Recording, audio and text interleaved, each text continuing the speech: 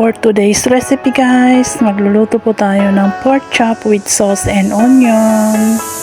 So ang karne natin is na marinate po. So ayan po ang kailangan natin, onion lang at saka karne. So ayan, piniprito ko na nga siya. At pag nag-brown na siya guys, ibaliktarin na natin hanggang sa maluto po siya na maigi. So ayan, pag maluto na po siya, tanggalin na po, i-fry na rin natin yung onion at lagyan ng asukal.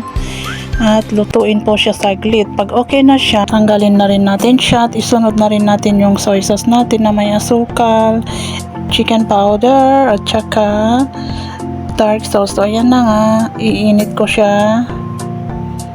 At saka lagyan din po siya ng tubig guys para hindi masyado maalat. So ayan na nga, okay na siya at ibubuhos ko na siya doon sa karne ko. So ayan na guys, ready na ang ating recipe for today. Maganda pong iserve guys pag mainit-init pa para masarap. So ayan na, ready for dinner.